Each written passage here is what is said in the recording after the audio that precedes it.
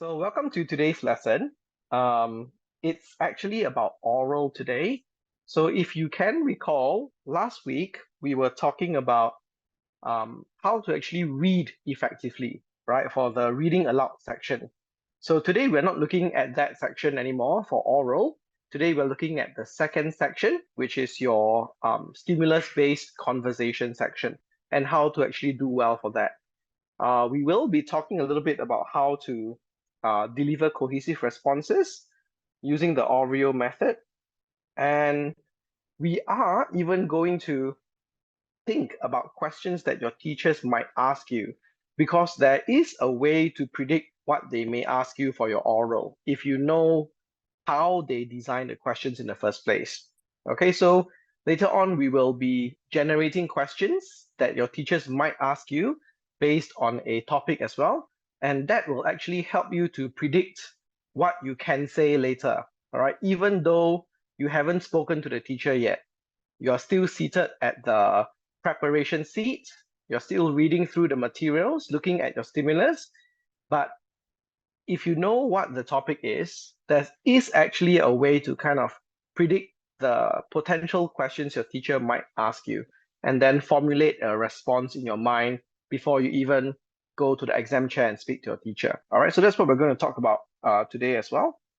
And then that's the part that's about this part here that says demonstrate clear understanding of the questions asked and how your teachers actually come up with those questions during oral. So today's lesson is, lesson number 2 of the holiday program. We have a few lessons over here.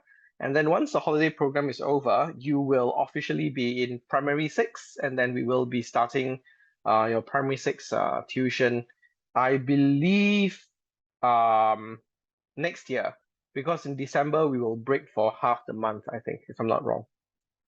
Okay, so let's begin.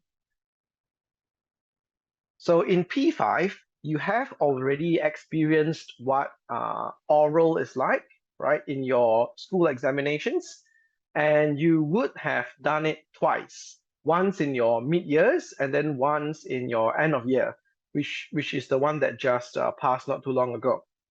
So based on what you understand of oral, do you know what is required of you when you're having the conversation with your teacher?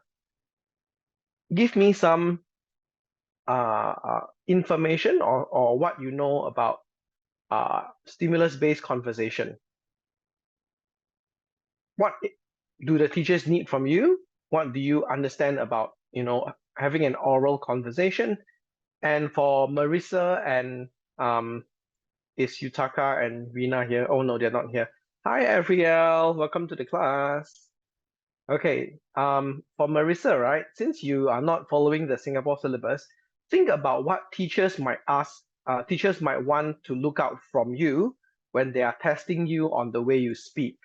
So that's what oral is all about, right? Your speaking skills. What do you think teachers will look out for when they are testing you on your speaking skills? Send me some ideas in the chat group and I'll write them down here on the screen.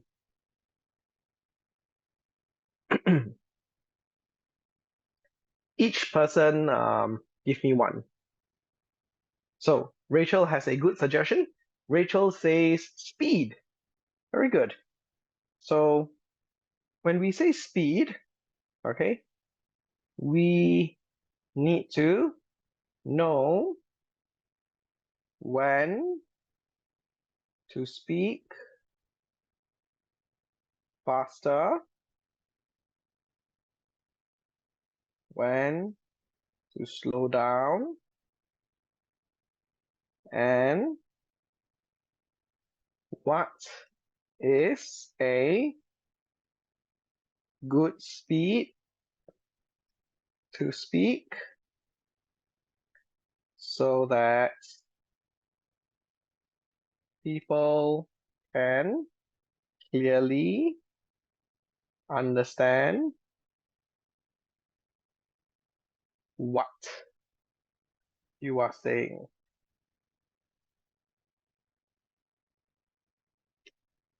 Good. Oh, okay. Here comes Olivia.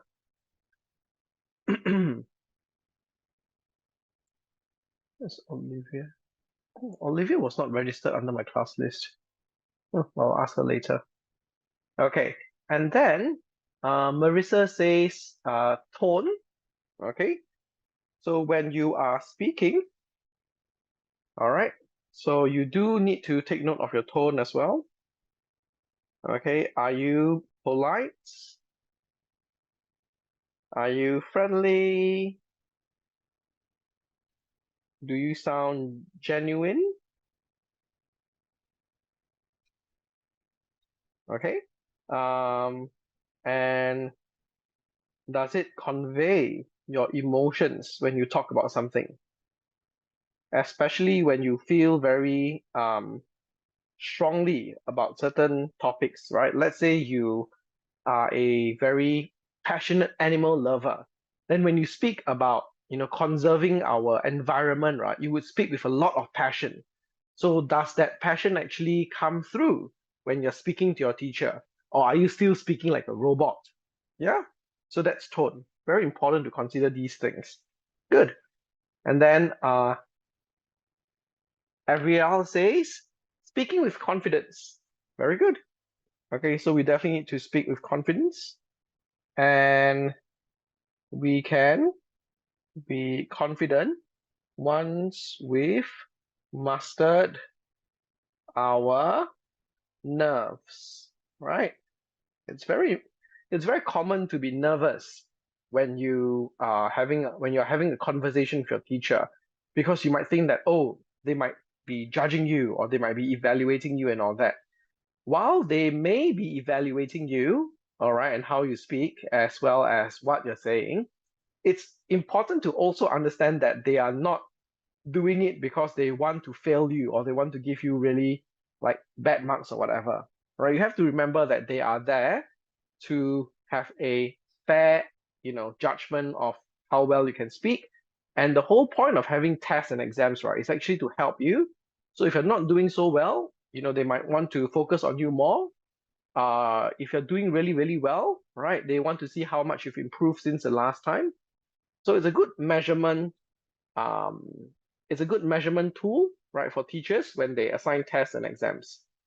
And if you are doing well, rest assured they will give you the marks that correspond to you doing well. Okay, next we have Jerusha. Your body language. If you're looking down instead of at the examiner's eyes, or shaking your legs, that might actually betray your nervousness, or that might mean that you don't take the conversation very seriously if you're shaking your legs too much. So yeah, your body language. So here we have um, body language. Okay, of course, when we say meet our examiner's eyes, all right, we don't actually mean that we stare at their eyes all the time. That's going to make them really uncomfortable, right? When we say meet the examiner's eyes, we mean that when we are speaking, right, we want to see that the person understands what we're saying and that the person is paying attention. That's why we meet their eyes, right? If they meet our eyes, they're looking at us, that means they're paying attention to what we're saying. So we meet the examiner's eyes to make sure, or rather to naturally ensure that, the conversation is happening. They are listening to what you have to say. So meeting the examiner's eyes, and then as well as your body posture. All right, your body posture should be upright and attentive. And then, okay, you should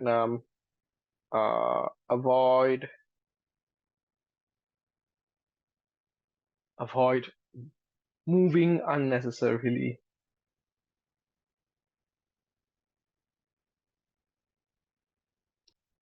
Okay, good. So we do have some pretty good suggestions from 4 of your friends today. And these are all definitely things, right, that are required of you when you have conversation in your oral exams. So apart from these though, let's have a look at some finer abilities that we might want to tune today. So they are also looking at your ability to provide a personal response.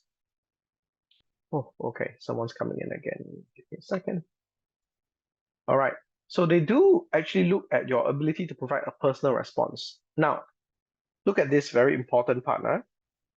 They are looking for your personal response, okay? If you have nothing to say about a topic or you are stuck on what to say, you have to remember your oral teacher is not there to test you on your knowledge of the topic. At the end of the day, they're there to test you on how well you can speak. Okay, not on whether you know stuff about that topic or not. So a lot of students have this really weird idea, right, that their teachers definitely need them to know a lot of things about the topic and then they can continue talking about it. While it is easier to talk about that topic if you know something about it, it's also okay to provide a personal response saying that you're not interested in that, so you have never read up on this topic before, and your parents haven't talked to you about that before. So it's okay to admit that you really have nothing much to say about it, except that maybe you should go to the library and maybe read more about it, or I can look for more. You can look for more information on the internet, right? So your teachers cannot penalize you, right, because you are not interested in a particular topic. But most of the time, the topics that they ask you about, right, have something to do with your life as a student. So normally you would be able to say, a few things about it at least. So they will ask you about things like your CCAs at school, food at the canteen, the importance of eating healthy, the importance of hygiene, things like that. Road safety, conserving the environment, how to uh, make lifelong friends, and basically they will test you on topics, right, that are very generic or very general, right, but related to a student. So most of the time you should be able to say some things. Now, sometimes they might not.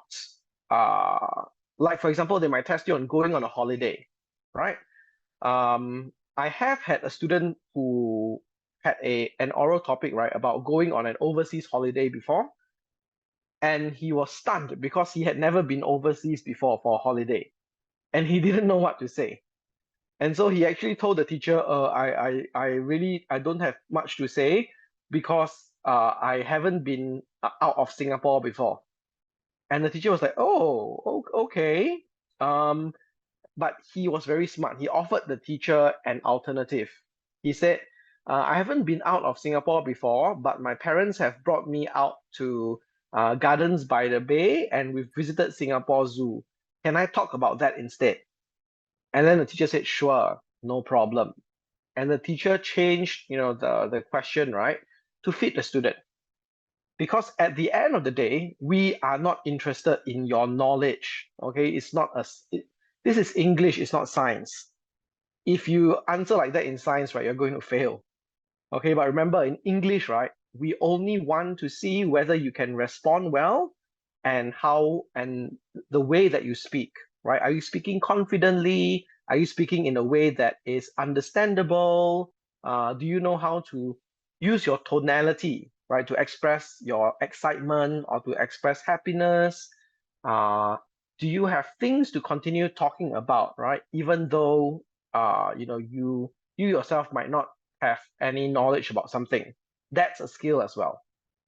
If you don't know about something, can you talk about people that you know who know about these things? You can, right? You can say, oh, I really don't know much about insects and I find them quite disgusting, so I tend not to read up on them. But I have a cousin who enjoys catching them. And what he does is he puts them in little balls that have a hole at the top, and he gets those plastic balls from the coin